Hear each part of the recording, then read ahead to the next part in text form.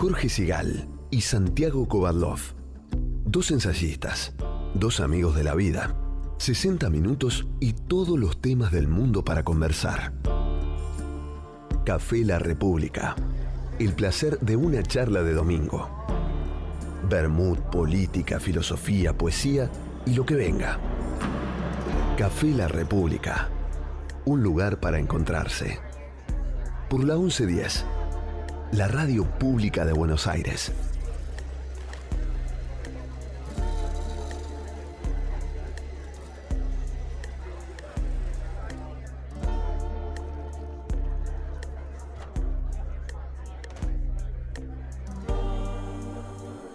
Muy bien, estamos ya pasada la 1 de la tarde.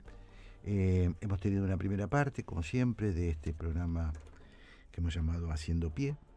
Y ahora nos metemos en este boliche, Café La República, donde, como siempre decimos, pero no. Antes de darte la palabra, Santiago Kovadlov, sí, déjame que te diga, en principio, que tengo un mensaje de Lidia Satori, que lo recibí yo personalmente, mira, Mónica. Sí. Después vamos a hablar de otros oyentes, pero yo recibí una carta de Lidia Satori a Sorati. Siempre digo a Satori. Sí, pensé que era otra persona. No, Lidia Sorati. ¿Vos sabés qué? Almuerza con nosotros. Siempre está divina, escuchando el programa. Y dice que se sintió muy identificada con vos, que estuviste ayer en el programa de Jorge Fernández Díaz en Radio Mitre, hablando con el trío. Estuvo Santiago. Muy bien. Feo, es cierto. Jorge y el equipo nos entrevistaron a Ana Victoria Chávez, Federico Muján y a mí a raíz de nuestro nuevo espectáculo. Que ahora vamos a decir cuándo es y nos vas a dar las coordenadas. Pero bueno, entonces, ¿qué me dice Lidia para vos?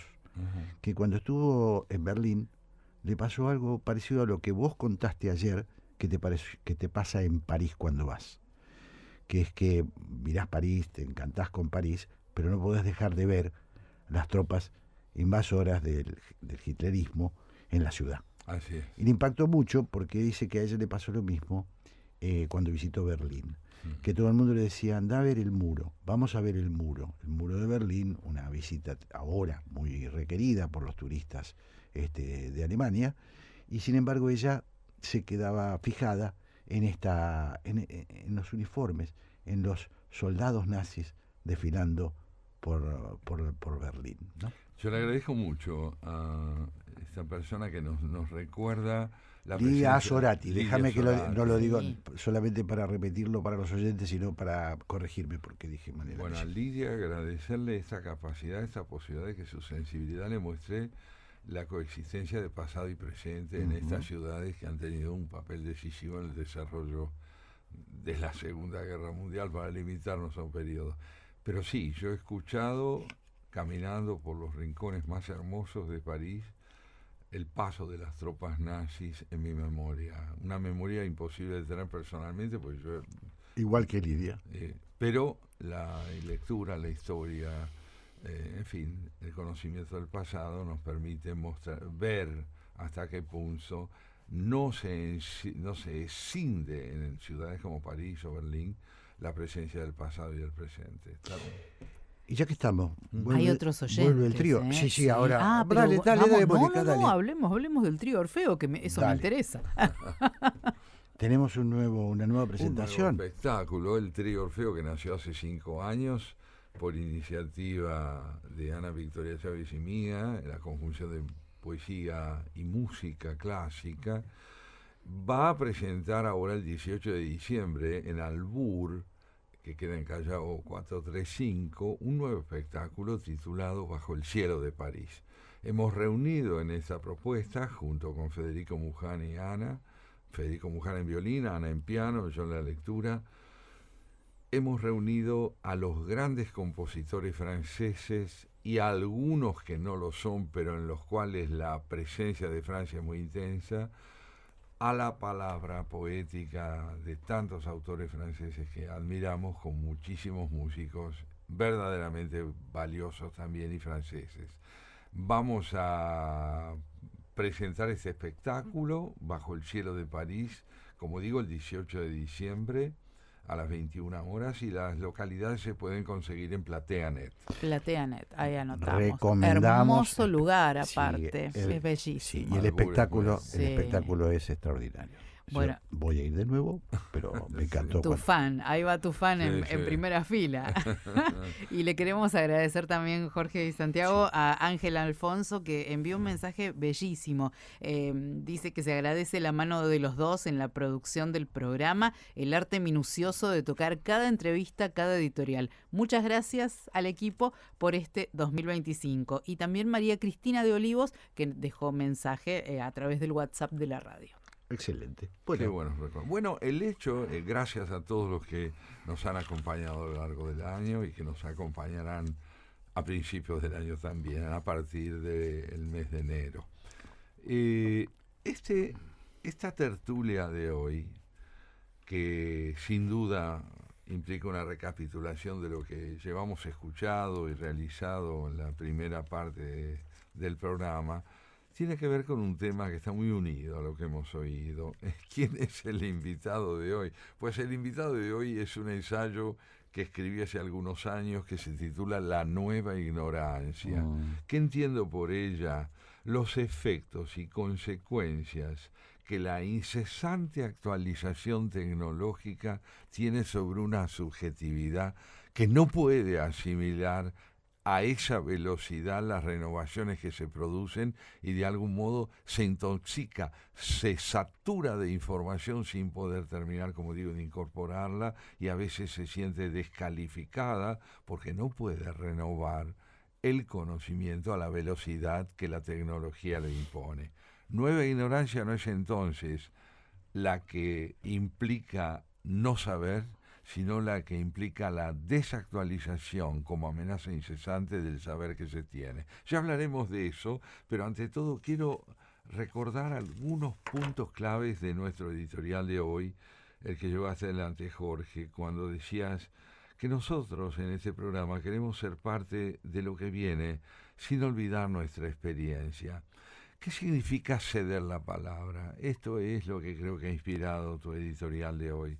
Ceder la palabra es tratar de aprender a escuchar incesantemente, sobre todo la voz de quienes vienen después de nosotros para desmentir que con nuestra generación se acaba la comprensión de la verdad, el conocimiento del mundo, y que la realidad no tiene otra acepción que aquella que podemos infundirle los que ya somos muy mayores. No.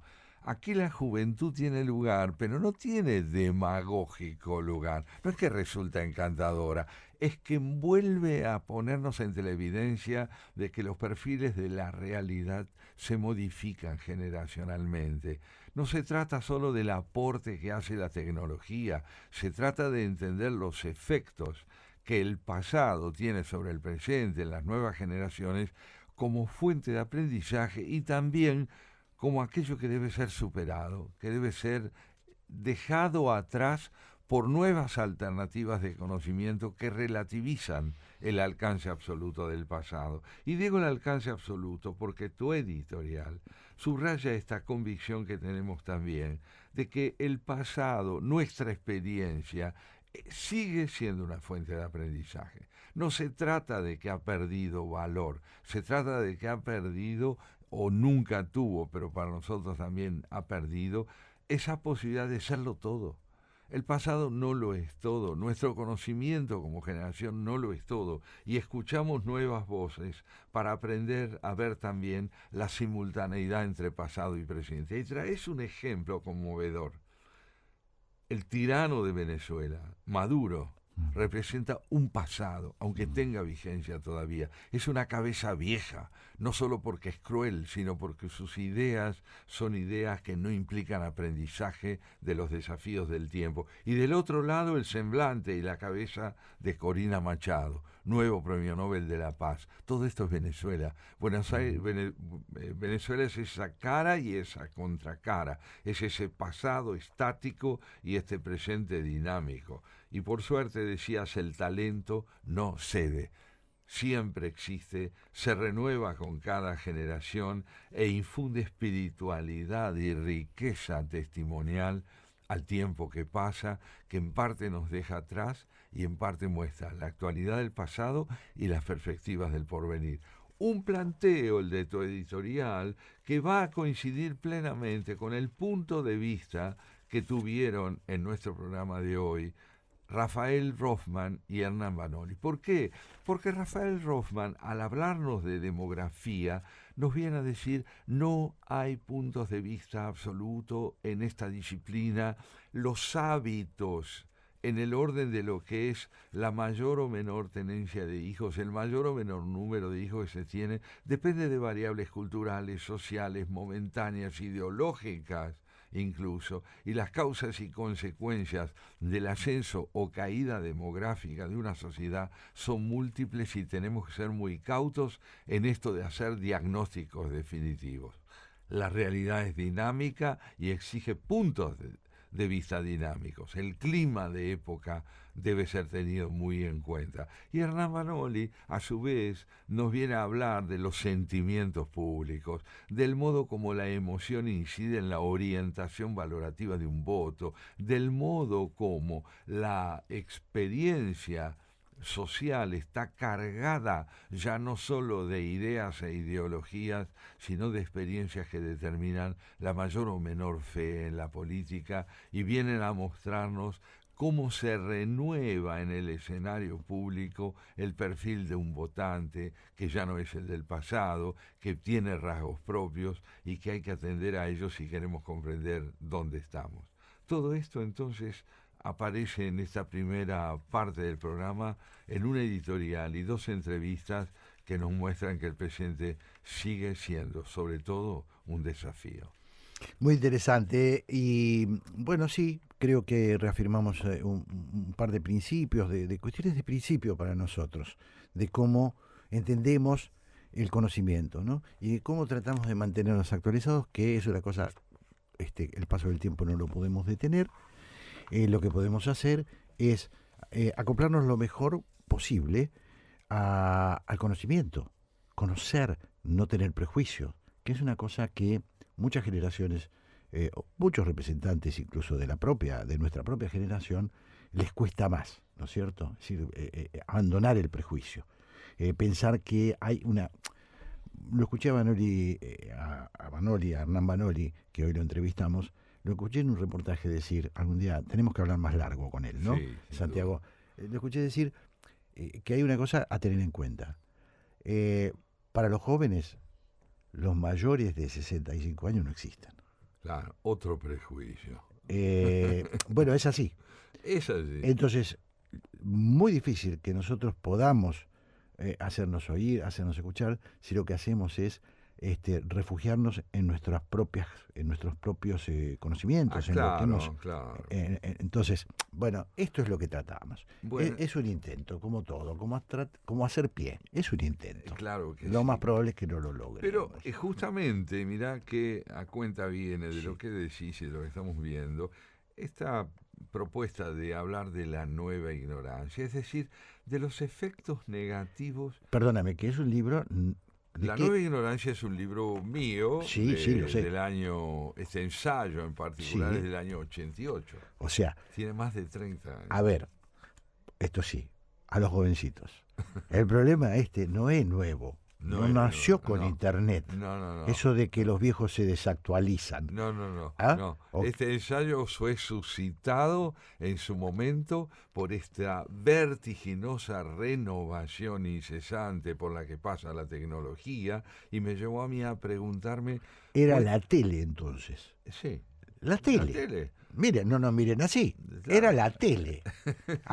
Era difícil sacar a la gente de frente al televisor, a los pibes sobre todo, y una pelea entre padres e hijos era, vos no entendés nada, papá, porque la tele, claro. ¿no? Lo veían en la tele. Pero esta idea de que hay una nueva ignorancia que no nace de la falta de conocimiento, sino del efecto de sobresaturación de una actualidad permanentemente renovada, que no puede ser asimilada sin conflicto, porque hay un Falstaff de la tecnología que engorda brutalmente a fuerza de incorporar información, pero puede asimilarla. Totalmente. ¿Podemos asimilar a esta velocidad, que también lo planteaba Vanoli, a esta velocidad, ¿podemos asimilar conocimiento? Es una pregunta que me llevó a escribir este ensayo cuando yo era joven. Claro, Cuando yo era muy joven, y que me pareció interesante retomarlo para cambiar ideas contigo y los oyentes sobre esto. Café La República. La hora de la tertulia entre amigos en Haciendo Pie.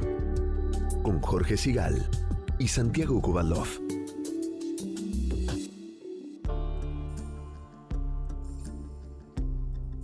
Hay una nueva forma de ignorancia, la que genera el conocimiento y no su carencia.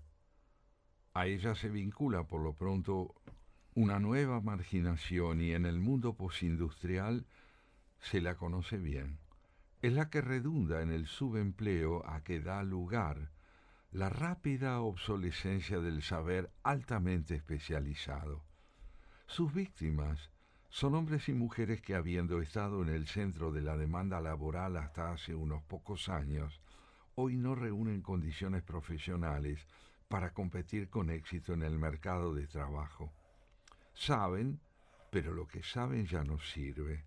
Y no sirve porque ha perdido vigencia tan rápidamente como la alcanzó, marginados por el desarrollo incesante de una especialización más y más pormenorizada. Ellos avanzan de un día para otro y aún en plena juventud, de la vanguardia más deslumbrante y sofisticada a la retaguardia sin remedio. Hoy son taxistas, piseros, viajantes, supervisores de emporios comerciales, publicitarios o dueños de un almacén, cuando no empleados de alguna inmobiliaria o agentes de seguros, consumidos por el ritmo alucinante de un afán de investigación que no cesa de ensanchar sus fronteras y por los imperativos inflexibles de la renovación sin pausa. Estos marginados comienzan a hacerlo en el momento en que ya no se sienten capaces de soportar la enajenación emocional impuesta por la disputa despiadada del poder y los mercados. Un lustro basta y sobra a veces para hacer de un profesional brillante y requerido un hombre sin competencia, exhausto y angustiado por la falta de recursos para subsistir. Sin embargo, la nueva ignorancia a la que aludo en un comienzo no es en primer término la de estos marginados, a los que bien podría llamarse trágicos hijos de Cronos, sino la que genera con su mismísima vigencia el saber propio del hiperespecialista. Creo que George Gusdorf está entre quienes mejor han planteado la cruda paradoja impuesta por el saber especializado.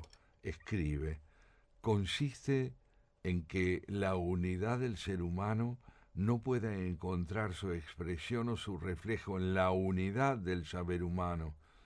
Este escándalo lógico justifica siempre un renovado interés por la interdisciplinariedad y la transdisciplinariedad entre los saberes que se conjugan a través de una búsqueda de parentesco y la necesidad de pensar en esta nueva realidad nacida del vínculo entre distintas disciplinas del saber. Así comienza, Jorge, esta reflexión a la que titulé La nueva ignorancia. Interesantísimo, escrito en 1989. 88, sí. 88. Me parece que es de mucha vigencia, de impresionante vigencia. A mí mismo me sorprende. Claro, porque uno puede decir, en todo caso, que lo que hay es una aceleración. Eso es. Más conocimiento, más desborde por la cantidad de descubrimientos. Bueno, viene muy vinculado a lo que hablábamos en la primera parte del programa, ¿no? Muy interesante también, porque vos decís ahí, me acuerdo que esta fue una discusión muy grande, que el tema de los especialistas, ¿no? La sofisticación de los especialistas frente al universalismo. Los tipos que conocían de determinada cosa, pero eran incapaces de ver el todo. Eso es. Me parece que habría que pensarlo para ahora. Yo creo que es Un poquito interesante pensarlo preguntarnos ¿cuál es la relación entre capacitación y humanismo? Claro. Entre capacitación y humanismo. Me acordé de algo Sí, nacido cuando preparamos la audición de hoy, sí. que es muy interesante. ¿Vos te acordás que los franceses habían creado un avión que se llamaba Mirage, Sí, claro. que unía dos puntos que hasta ahora demandaban, suponete, 7 u 8 horas de viaje, Ujú. en 2 horas? Ujú. Y ese avión salió del mercado, lo sacaron, porque el tiempo de elaboración entre un punto y otro, reducido de 6 a 2 horas, Ujú. excedía la capacidad de asimilación de los pasajeros. Generaba como un estrés. Generaba un estrés. Estrés. Generaba un estrés. Qué Entonces, no, hay un punto aquí que es el que me interesa subrayar. Seguramente podemos ir más rápido, pero a un costo subjetivo muy alto. Es muy interesante. A un costo subjetivo muy alto. Y yo puedo estar en 20 cosas al mismo tiempo. Ahora, ¿cómo lo pago en términos de Claro, emocionalidad? es interesantísimo. Este Es un punto, punto ¿no? de discusión hoy impresionante. Es muy fundamental. Nos conectamos rápidamente con todo y al mismo Sí, tiempo. sí. Pero ahora hay una crisis fenomenal con los chicos y con los teléfonos y con los jóvenes y con la Denuncia. falta de atención, prohibiciones. Estamos escuchando la palabra prohibición en Australia, acaban de prohibir Sí. entrar Sí. al colegio. Sí. Es decir, esto yo diría que habla de impotencia frente a ¿no? Claro, la técnica te permite hacer cosas que hay que ver si la subjetividad las tolera y si sobre todo la noción de persona Ujú. por la que nosotros bregamos, que nos parece que es el individuo del encuentro, del diálogo, de la interrogación, es compatible con esa velocidad y con ese nivel de hechizo generado por la máquina que lleva a una auténtica adicción. Totalmente. Son Totalmente. preguntas. El ensayo sigue así. Sí. Se me dirá que en el atrasado escenario de América Latina estas preocupaciones son extemporáneas todavía, o al menos prematuras. ¿Qué técnico, podría preguntarse, corre el riesgo entre nosotros de que el rápido despliegue del saber especializado lo descalifique? Buena parte de nuestros jóvenes al timón de un taxi o sentados a la vera de una mesa en la redacción de una agencia de noticias son ingenieros, biólogos, arquitectos, licenciados en literatura o antropología, a quienes el mercado laboral, en sus especialidades, no les ha abierto las posibilidades que sí les abrieron las carreras que frecuentaban, que casi nunca llegaron a desempeñarse en lo que quisieran y egresaron de la universidad para ocuparse de lo que no necesariamente buscaron. Somos, se subrayará, el fruto patético de equívocos ancestrales y no de errores contemporáneos propios de las vanguardias del saber. Y esto en parte es cierto, pero conviene aún así ser previsores. Si es cierto que aspiramos a dejar de ser lo que somos, no estará de más tener en cuenta el riesgo de caer en los excesos de lo que no deseamos ser. Después de todo, no se trata de remozar nuestros pesares. Quiero decir que la necesidad de promover cuanto antes estrategias de desarrollo que contemplen la compatibilidad entre recursos y subjetividad no sea olvidada, sea tenida en cuenta y sepamos atender la necesidad de ganar terreno en el campo donde se reconcilien la máxima especialización con la subjetividad indispensable. Muy interesante. Creo ¿no? yo que esa advertencia que hoy, como bien recordabas, está tan viva en la educación de los niños, Sí, sí. es indispensable tenerla en cuenta porque estamos, a veces me pregunto yo, Jorge, ¿no estamos hipotecando la consistencia de nuestra subjetividad en el altar de la idolatría de los objetos, sin desconocer la rentabilidad maravillosa que tiene, por ejemplo, la inteligencia artificial? Totalmente. Fundamental herramienta, pero se trata solo de obtener respuestas. ¿Y las preguntas? Claro. ¿Dónde Claro. están? Esto además, Santiago estaba pensando que aumenta también, aunque sea, hay que decirlo, mucha gente ha accedido a los recursos tecnológicos de una manera masiva, es decir, gente que por ahí en otras padece otro tipo de carencias, pero Ajá. hoy puede tener un teléfono y que es muy importante. Claro, ok. Sin embargo, también era una preocupación de aquel tiempo y es una preocupación de la brecha que se genera entre quienes tienen todo el acceso a la tecnología y quienes no tienen acceso a la comida. En fin, Eso es. tenemos muchas Quienes cosas. pueden incluso tener acceso a la tecnología, pero no tienen la posibilidad como sujetos de disfrutar de una educación. Totalmente, ¿Eh? totalmente. Anotaba yo, crezcamos, sí, pero estimulados no solo por los aciertos, sino también precavidos por los desaciertos cometidos y muchas veces negados por quienes nos preceden en el camino de la evolución indispensable. No se trata de no cometer errores, sino de no repetir necesariamente los que otros cometieron. Se progresa únicamente cuando los errores en que se incurre al avanzar son tan inéditos como los hallazgos que se practican. Errores nuevos. Yo creo que esto es fundamental. ¿Qué es lo que veíamos en la primera parte del programa? Que de pronto en el electorado argentino, recordábamos juntos con Hernán Banoli, se renuevan las emociones determinantes de la opción de por un candidato. ¿Qué es lo que veíamos con Rafael Rothman? Que los factores que en nuestro tiempo pueden incidir en la mayor o menor densidad demográfica dependen de factores también inéditos. La crisis climática, el riesgo de una guerra mundial, los peligros de la inestabilidad nacida en un mundo que hoy no le da al porvenir transparencia y garantías de paz, incide también en el orden de lo demográfico. Hubo, ¿te acordás? Un baby boom. Nosotros Sí, claro. somos hijos del baby boom, en cierta sentido. Sí. ¿No? En cierto sentido. Pero esa fe en el porvenir hoy está en tela de juicio. Sí, incluso no nos dio el tiempo para comentarlo con nuestro entrevistado, pero en fin, yo sé que he leído autores como Iván Krastev, yo sigo mucho, lo dije ya alguna vez acá, Ajá. es un politólogo búlgaro, de origen búlgaro, que me parece muy agudo, y él dice que Europa está en problemas por la natalidad. No tuvimos tiempo de hablarlo el tema, pero que está en problemas. Hay gente preocupada por bueno, él lo dijo, hay gente preocupada por la pérdida de la identidad propia, la identidad europea, ¿no? Producto de la inmigración.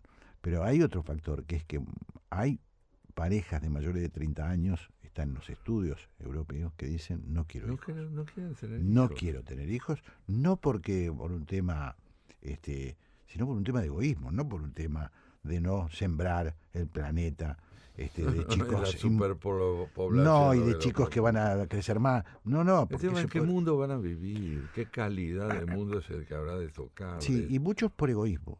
Sí, y muchos también. Por sí, egoísmo, por Santiago. concentrarse No, en sus propias son vidas. chicos, no, mi desarrollo. Me ocupa mucho tiempo. Bueno, es un tema interesante para debatir. Y sobre todo porque renueva el escenario de los problemas y las preguntas a las que hay que atender. Claro. Esto es lo que me parece importante, ¿no? Sí. No se trata entonces de no cometer errores, sino de no repetir necesariamente los que otros han cometido.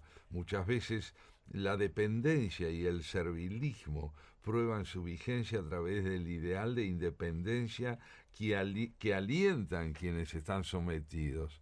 A veces buscamos la libertad donde solo reproducimos la dependencia, cambiando el argumento de la dependencia. Si el precio del saber indispensable para el progreso es moral y socialmente injustificable, el conocimiento termina por convertirse en un terrible contrasentido. Es que cuando el hombre como entidad ética importa menos que el conocimiento, el interés por el saber pasa a ser un horrendo sucedáneo del amor al prójimo, y conocer mejor equivaldrá entonces fatalmente a ser cada vez menos y a deshumanizarse cada vez más. Así los dilemas de una nueva ignorancia reemplazan a los viejos dilemas impuestos por la ignorancia tradicional. Si no se lo comprende y se lo evita, la enajenación que hoy nos enferma cambiará de piel, pero no de sustancia. Muy interesante. Estamos hablando de La nueva ignorancia, libro de Santiago Kovadlov, de 1988. Así es. Y con una vigencia que está asombrado su propio autor. Sí, porque efectivamente estamos delante de un problema tradicional que Claro. parece que no se renueva. Claro. Yo creo que nosotros solemos cambiar de ídolos, pero la idolatría se renueva con ídolos distintos. Claro. Una cosa es descubrir la enorme importancia de la tecnología de vanguardia y hacerle el lugar que necesariamente debe tener para el progreso de una sociedad. Otra cosa es caer en la idolatría de los objetos. Es partir de la idea de que solo en los objetos de esa tecnología de vanguardia está la posibilidad de un presente significativo, ¿no? Yo siempre lo cuento y permitime que lo repita, aquella broma hermosa de Eddington, el gran físico inglés, que con un humor muy particular pero una sabiduría muy profunda decía: todo físico sabe que su mujer no es más que un conjunto de átomos y de células. Ahora bien, si la trata así, la pierde. Acá está la advertencia. Usted dentro del laboratorio proceda con la idoneidad profesional requerida, pero no confunda el interior del laboratorio con el exterior. Afuera no lo espera un conjunto de átomos y de células. Claro. Y en todo caso, una de las cosas que estamos también, me parece, que estamos insinuando es: toda época tuvo su revolución, por lo menos en la contemporaneidad, y toda época tuvo su aceleración. Así es. Y muchas de estas aceleraciones tuvieron consecuencias, bueno, yo recuerdo muy bien todo el auge del anticonsumismo, que era resultado de todo esto. Si no me van a meter licuadoras y bueno, porque se hablaba de esas cosas, ¿no? De exprimidores y de todas esas cosas. Y sin embargo estamos discutiendo lo mismo. Lo que pasa es que ahora hablamos de computadoras, y buscando, muy bien señalado por vos eso, porque lo que queremos es un equilibrio, ese equilibrio del que hablaba Centro Editorial entre pasado y presente, entre generaciones de edad más avanzada y nuevas generaciones. La opción por el fragmento siempre es fatal para el resultado de la comprensión de la realidad. Claro. Sin jóvenes no vamos a hacer nada. Pero solo con jóvenes corremos el riesgo de creer que nada hay que aprender de las generaciones anteriores. Sí. Me parece perfecto que no partamos de la hipótesis de que solo en los mayores hay sabiduría. No necesariamente. Pero cuando se produce el quiebre de la interdependencia generacional, cuando entre pasado, presente y futuro no hay un vínculo de convergencia y complementación, el riesgo justamente nace de la segmentación. Me parece que ahí lo que sí hay que tener en cuenta es que es lógico que haya una cierta tensión. Tiene que haber. Muy una bien, cierta ¿cómo tensión. no? Uno que te empuja a los límites y el otro que le pone un poquito de freno. Eso es una tensión lógica. Es que es muy importante esta idea de la tensión, porque el vínculo no puede ser apacible en la medida en que la escala de valores son diferentes, pero pueden ser complementarias en muchos aspectos, ¿no? Absolutamente. Yo terminaba este ensayo con un par de reflexiones que quiero compartir con vos y los oyentes. ¿Qué implica todo esto? Ya no estamos frente a la polémica desatada entre exponentes de lo que Snow llamó las dos culturas, la humanista por un lado y la de la ciencia por otro. No estamos ni siquiera frente a una polémica, estamos más bien a orillas de un ancho mar de indiferencia recíproca que prepondera donde el diálogo intergeneracional no tiene lugar, donde las profesiones se feudalizan disputándose la suficiencia que ninguna de ellas puede tener. Aferrados con estrechez a las dimensiones exclusivas del micromundo de cada fragmento, casi todos los que viven dentro de uno de ellos manifiestan su desinterés por los otros. Esta feudalización del conocimiento no lleva más que a una nueva ignorancia. Este espíritu prepara y legitima con su vigencia la proliferación entre nosotros de esa mirada que fuera de su espacio de competencia laboral propio no solo se siente incómoda, sino francamente perdida en un horizonte de propuestas cuyo desconocimiento en nada pareciera afectar el buen andamiento de su propia actividad. Cada uno en lo suyo y de espaldas a los demás. ¿No es esto una vuelta al pasado? ¿No es esto una forma de expresar el desinterés profundo por la relación entre lo propio y lo ajeno? ¿Quién puede negar, sin arriesgarse a pasar por ciego, que la atomización del saber solo puede generar hombres fragmentados? ¿Acaso no lo comprobamos a diario? Debemos estar atentos. De lo minúsculo se ha hecho un universo, y del universo algo minúsculo. Muy interesante, ¿no? Enorme vigencia de estos conceptos, me parece que nos vienen muy bien y que bueno, como siempre nos pasa, Santiago salió muy acorde a lo que hablamos en toda la primera hora, ¿no? Claro. La preocupación, preocupación. El interés en ser contemporáneos. Exactamente, el interés en ser contemporáneos. La verdad que muy, muy interesante. La nueva ignorancia de Santiago Kovadlov, 1988. Vigencia absoluta. Bueno, vamos, sí, vamos a ir tocando la guitarra, nosotros un poquito, despacito. Se van a creer que sos músico. No tengo ni idea de cómo se toca. Lamento decirlo. No sería serio. Lamento decirlo, pero si hay algo que me arrepiento es de no tocar nada, no saber tocar un instrumento. Bueno, pero todavía estás a tiempo. Te voy a contar una cosa. Es parte de la educación que recibí. Mis padres a los 5 años me empezaron me contrataron un profesor de guitarra. Y yo me fastidiaba tanto. Se enseñaban mal, eso es la razón. Es terrible, ¿no? ¿Por qué no te sabían enseñar? Si no, hoy tendríamos un músico. No, ¿qué me vas a saber enseñar si venía Peralta y me pegaba en la cabeza? Cuando no. Tenía unas uñas largas y te hacía así en la cabeza. Bueno, en fin. Mira, si hoy fueras guitarrista, te podrías sumar a lo mejor al trío Orfeo. Ya no sería un trío, por supuesto. Sí. Bueno, guitarrista soy un poco, ¿eh? Por eso soy periodista. No, el término. Vos sabés que Alberdi distinguía entre guitarreros y guitarristas. Claro, es cierto. Soy guitarrero. Yo no sé, en música puede ser, pero en periodismo no.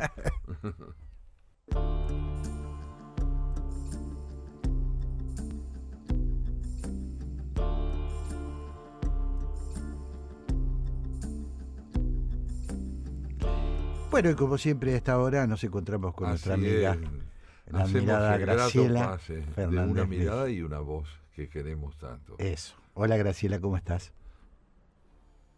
Bien.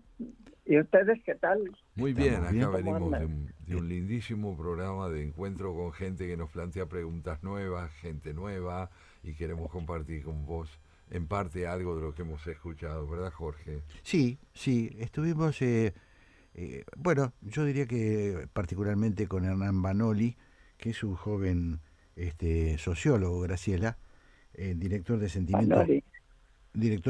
Banoli, Hernán Banoli, es sociólogo, director de una, bueno, además es un escritor de novelas, de ficción, pero en este caso lo entrevistamos como titular de la agencia Sentimientos Públicos y nos pareció muy interesante con Santiago porque él hace mucho hincapié en algo que nos parece que a veces falta en las mediciones de opinión pública, sobre todo ante las elecciones. Y que no. Entonces, ¿qué es eso? Es cómo juega la emocionalidad en el voto. Cómo juegan las emociones en el voto. Y nos llama la atención, o nos llamó la atención, y por eso lo convocamos, que todas las encuestas de opinión antes de las elecciones siguen preguntando a quién vota. ¿Vota este? ¿Vota el otro? Y en Sentimientos Públicos, esta agencia de la que es director Banoli, trabaja mucho sobre qué pone la gente en el voto. ¿Qué pone? ¿Va a votar por...? ¿Qué que pone de sí y que Eso pone de es. esperanza. Exactamente. Eso. Entonces hay algunas sorpresas, no todos van porque tienen a defender el modelo económico, no, se hincharon, se pudrieron, se hartaron y entonces van y votan por uno, votan por otro. Han desaparecido prácticamente los planteos ideológicos, bueno, algo de eso nosotros sabemos, pero la diferencia es que él lo tiene comprobado estadísticamente, digamos, que hace este tipo de trabajos, ¿no? Sí, sí. ¿Vos también Fíjate tendrías esa que impresión? ustedes me hicieron acordar Sí, a esa frase tan dura en el 2002, con el fracaso de la alianza, que se vayan todos. claro. Bueno, te voy a decir, Graciela, que Vanoli trabaja en relación al 2001. Él es un muchacho joven, tiene 36 Claro. años, pero el 2001 es la marca donde la política tiene un punto ahí crucial, ¿no? En aquel que se vayan todos, que nunca terminó de recuperarse la democracia de aquel golpe, o por lo menos nunca volvió a ser lo que era. No, claro, exacto. Es muy... No volvió a ser lo que era, sobre todo. Exactamente, exactamente. Porque yo entiendo que podrá hasta reputearse, perdónenme, Sí, está muy bien. la democracia porque no te dan lo que esperabas de ella. Sí. Sin embargo, hay algo que yo siempre hago notar, si tengo que hablar de este tema, Ajá. desde hace 40 años a esta parte, por mal que nos haya ido, no se encontraron, o yo no escuché, voces importantes o cantidad suficiente como para decir no quiero más la democracia. No, claro. Qué interesante es este señalamiento porque implica una conciencia muy clara de que por peor o por menos satisfactoria que pueda resultar en la experiencia social, no hay alternativa, solo queda la de mejorarla. Bueno, Claro, no es claro. poco que se haya incorporado como una parte esencial de nuestra propia existencia. Así es. Es una decir, parte esencial. antes se ponía en cuestión, Sí, sí. en la generación, para la generación nuestra, la interrupción democrática era la costumbre.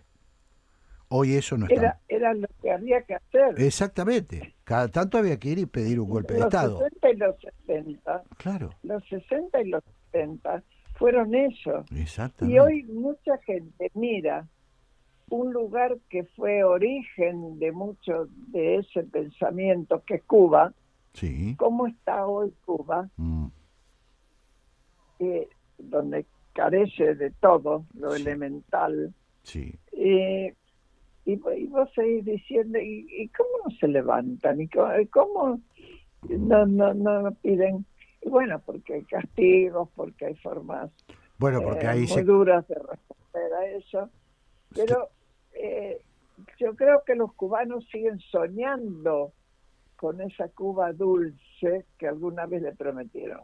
Totalmente. Hoy escuchaba en Corresponsales en Línea, programa que nos antecede, de Silvia Neistat, y entrevistaban justamente, Graciela, a dos dirigentes cubanos que están tratando de remontar, te digo que con una moderación que fue lo que más me llamó la atención, porque han probado de todo y apenas pueden sacan el hocico, reciben palos, ¿no? Entonces, sí, y uno lo escuchaba, las buenas intenciones y todo, pero me preguntaba yo, ¿cuánto falta, no, para que ahí entre el oxígeno, no?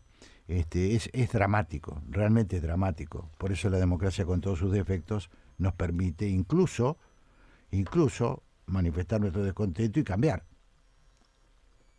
Yo te diría, incluso, a lo mejor me voy de mambo, ¿no? No. Pero cuando yo me acuerdo de por qué se fue Nixon, Uh-huh. Nixon, presidente de los Estados Unidos, ¿por qué se tuvo que ir? Uh-huh.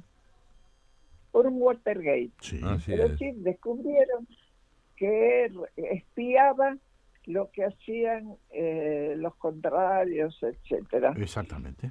Por mucho menos a Trump hoy todavía se lo tolera.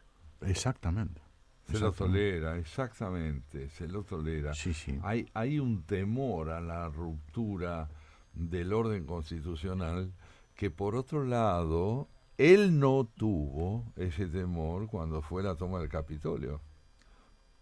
Para Es nada. curioso. Bueno, pero él es un individuo, no te hace el número de todos aquellos que los votan. Ujú. Y empezarán críticas, yo sé que va a empezar, yo no sé si las voy a ver o escuchar, pero por un lado me da esperanza en aquello que en alguna medida contribuimos todos nosotros, que es crear ese aprecio por la democracia, y por otro lado pensar, bueno, ¿y qué otra cosa va a haber? ¿Qué otra cosa va a haber? ¿Y de mano de quién va a venir? Sí, creo que es muy interesante todo lo que estás planteando, Graciela. Me parece que nosotros hemos hecho, bueno, temáticamente nuestros programas, el tuyo y el nuestro, han estado muy orientados a esto, ¿no? A tratar de profundizar en los valores democráticos y a ver cómo se puede mejorar incluso el mecanismo de la representación. Bueno, es un poco la obsesión nuestra, ¿no? Como generación. Bueno, voy a adelantarles, Sí.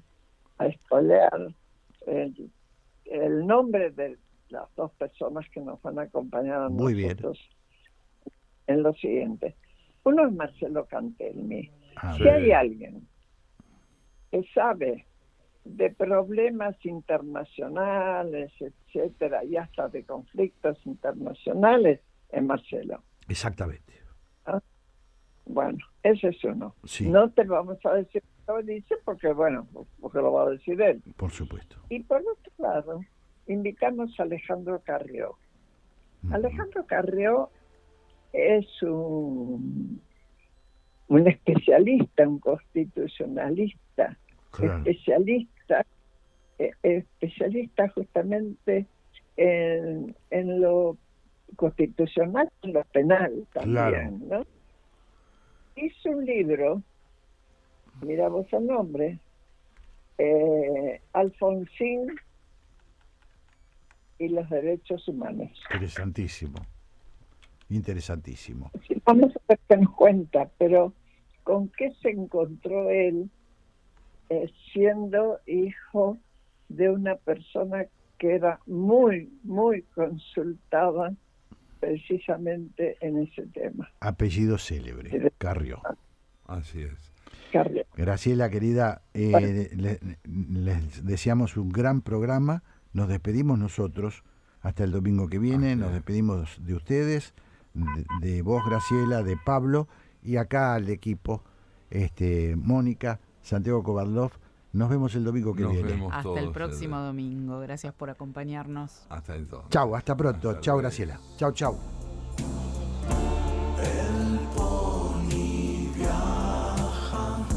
Jorge Sigal y Santiago Kovadlov en la 1110.